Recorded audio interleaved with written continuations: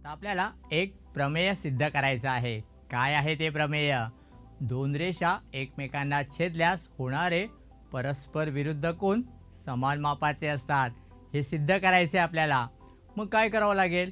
पहिल्यांदा आपण हे जे विधान आहे ते सशर्त विधानाच्या स्वरूपात मांडून घेऊया.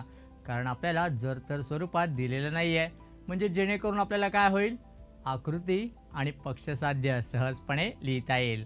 बघा, पहिल्यांदा आपण जर तर स्वरूपात मांडण्याचा प्रयत्न करूया. मग आता काय दिले आपल्याला?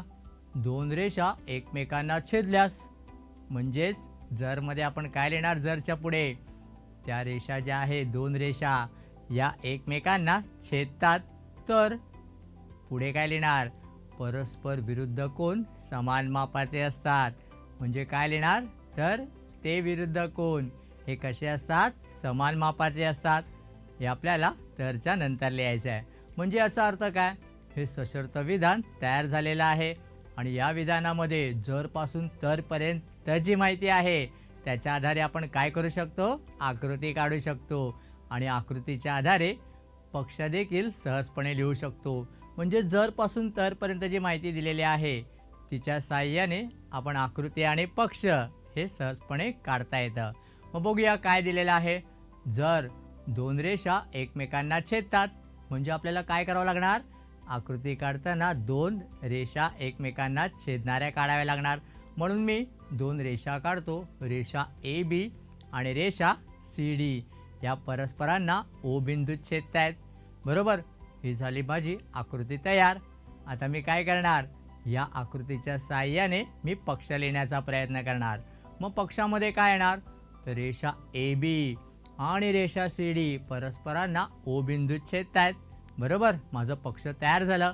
बघा, जर पासून तर पर्यंतच्या माहितीच्या आधारे मी आकृती काढू शकलो आणि त्या आकृतीच्या आधारे पक्ष देखील लिहू शकलो. आता मला काय करायचं आहे? तर साध्य. मग साध्य कसं मिळणार? तरच्या पुढील वाक्यावरून. मग काय दिले आपल्याला? तर ते विरुद्ध कोन समान मापाचे असतात. म्हणजे याचा अर्थ साध्यमध्ये आपल्याला काय लागणार आहे? विरुद्ध कोन. मग आकृतीमध्ये विरुद्ध कोन कोणते दिसत आहेत? बघा, कोन ए ओ सी आणि त्याचा विरुद्ध कोन आहे बी ओ डी आहे. बरोबर, मग साध्यमध्ये पहिल्यांदा ते लिहून घेऊया. कोन ए ओ सी बरोबर कोन काय दाखवायचे आपल्याला? B O D. मग आता विरुद्ध कोन कसे असतात? समान मापाचे असतात. मग या ठिकाणी आकृतीमध्ये एकच जोडी आहे का विरुद्ध कोनांची? नाही, इथे आपल्याला दोन जोड्या मिळणार आहेत विरुद्ध कोनांच्या. म्हणजेच दुसरी जोडी देखील आपल्याला सिद्ध करावी लागणार आहे, समान आहे ते. मग दुसरी जोडी कोणती आहे? तर कोन ए ओ डी आणि कोन बी ओ सी. मग हे पण आपण लिहून घेऊया. कोन ए ओ डी बरोबर कोन बी ओ सी. आता हे झालं आपलं साध्य तयार. आता दिलेल्या विधानाच्या साहाय्याने आपण आकृती काढली, पक्ष आणि साध्य लिहिलं. आता हे जे विधान आहे हे आपल्याला सिद्ध करायचं आहे आणि त्यासाठी सिद्धता लिहायची आहे. मग आता ही सिद्धता करणार कशी? म्हणजे आपल्याला कोन ए ओ सी बरोबर कोन बी ओ डी हे सिद्ध करायचं आहे. मग हे सिद्ध कसं करणार? तर त्यासाठी आकृतीमध्ये बघा, कोन ए ओ सी कुठे दिसतोय? इथे दिसतोय कोन ए ओ सी. आणि कोन बी ओ डी कुठे आहे? बघा, बरोबर त्याच्या विरुद्ध बाजूला आहे. मग आता जर या दोन कोनांचा विचार केला, आपल्याला जर हे दोन कोन समान दाखवायचे आहेत, तर दोन्ही कोन ज्या ठिकाणी असतील असे, म्हणजे उदाहरणार्थ बघा, कोन ए ओ सी आणि कोन ए ओ डी हे कोणत्या प्रकारचे कोन दिसत आहेत? ओळखता येत आहेत का?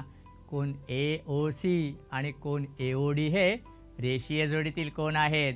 त्यामुळे त्यांच्या मापांची बेरीज किती असणार? 180 अंश. आणि त्याचप्रमाणे जसा कोन ए ओ सी आणि ए ओ डी आपल्याला रेषीय जोडीतील मिळतोय, तसाच कोन ए ओ सी आणि बी ओ सी देखील मिळू शकतो. मग तुम्हाला कोणतीही एक जोडी आपल्याला इथे घेणं गरजेचं आहे. मग मी माझ्या सोयीसाठी काय करतोय? कोन ए ओ सी आणि कोन ए ओ डी ही जोडी मी काय घेतोय? तर पूरक घेतोय. कारण ती रेषीय जोडीतील कोन असल्यामुळे त्या कोनांच्या मापांची बेरीज किती होणार आहे? तर ती 180 अंश होणार. म्हणून मी पहिल्यांदा ते लिहितो. कोन ए ओ सी अधिक कोन ए ओ डी या दोघांची बेरीज किती असणार आहे? 180 अंश. त्याला विधान 1 लिहिलं. आता याचप्रमाणे मला कोन AOC तर मिळाला, अजून कुठला कोन पाहिजे तर कोन BOD. मग आता कोन BODसाठी कोन BOD असायला पाहिजे. त्याचप्रमाणे AOC आणि AOD एकत्र दिसतोय. मग BOD आणि AOD या दोघांचा काही संबंध आहे का बघूया आपण.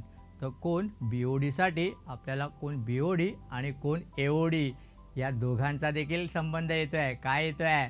हे दोन्ही कोन कोणत्या प्रकारचे मिळत आहेत आपल्याला, तर ते रेषीय जोडीतील कोन आहेत. कारण त्यांची एक जी भुजा आहे ती सामायिक आहे आणि असामायिक भुजा ही कशी आहे, त्यापासून एक सरळ रेषा तयार होते, बरोबर. त्यामुळे या दोन कोनांच्या मापांची बेरीज पण किती होते, 180 अंश. म्हणून आपण ते लिहून घेऊया. कोन AOD अधिक कोन BOD बरोबर 180 अंश. याला क्रमांक 2. आणि या दोन्ही विधानांना कारण येणार रेषीय जोडीतील कोन. कारण हे रेषीय जोडीतील कोन असल्यामुळे आपल्याला या दोघांची बेरीज 180 अंश आली. आता बघा, हे दोन आपण जोड्या घेण्यामागचं कारण काय होतं बघा. AOC आणि BOD एकरूप दाखवायचं होतं आणि AOC AOD या दोघांची बेरीज 180, AOD BOD या दोघांची बेरीज 180 अंश. म्हणजेच विधान 1 आणि 2 मध्ये आपल्याला काय सारखं दिसतंय बघा, तरी ते या दोन विधानांमध्ये 180 अंश समान आहे. म्हणजे याचा अर्थ एक बाजू सारखी झाली. मग जर एक बाजू सारखी असेल तर काय मिळतं आपल्याला, दुसरी बाजू देखील काय मिळते, समान. म्हणजे आपल्याला कोन AOC अधिक कोन AOD बरोबर कोन AOD अधिक कोन BOD हे देखील कसे मिळणार, समान. मग ते लिहून घेतलं आपण. कोन AOC अधिक कोन AOD बरोबर कोन AOD अधिक कोन BOD हे कुठून मिळालं, तर विधान 1 आणि 2 वरून. आता या विधानाचं निरीक्षण करा. काय सारखं दिसतंय, कोन AOD दोन्ही बाजूला आहेत आणि दोघांनाही चिन्ह समान आहे, त्यामुळे ते निघून जाणार. म्हणजे शिल्लक काय राहणार, कोन AOC बरोबर कोन BOD. बघा, आपल्याला जे पहिलं विधान सिद्ध करायचं होतं ते झालं की नाही. आता पहिलं विधान झालं.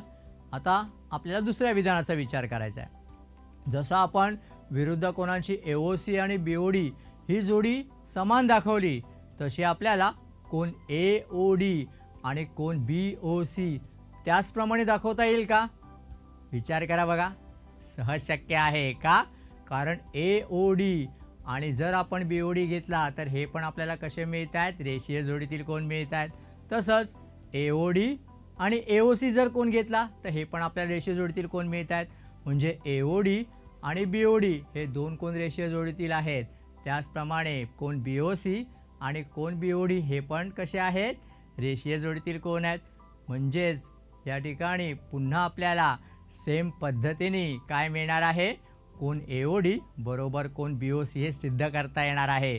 मग हे सिद्ध करण्याची आवश्यकता नाही, कारण पद्धत सारखी आहे आणि त्या पद्धतीने आपण एक विधान सिद्ध केलेलं आहे. त्यामुळे आपण काय लिहिणार, तर त्याचप्रमाणे कोन AOD बरोबर कोन BOC हे सिद्ध करता येईल. सोपं होतं की नाही प्रमेय. म्हणजे अशा पद्धतीने आपल्याला काय करता येत आहे, कोणतंही विधान आपल्याला दिल्यानंतर ते प्रमेय सिद्ध करायचं असेल तर त्या विधानाच्या साहाय्याने आकृती काढता येते, पक्ष साध्य लिहिता येत आहे आणि पक्ष साध्यमध्ये जी माहिती दिलेली आहे त्या माहितीच्या आधारे आपल्याला सहजपणे ते सिद्धता देखील सिद्ध करता येते. सोपं आहे की नाही प्रमेय.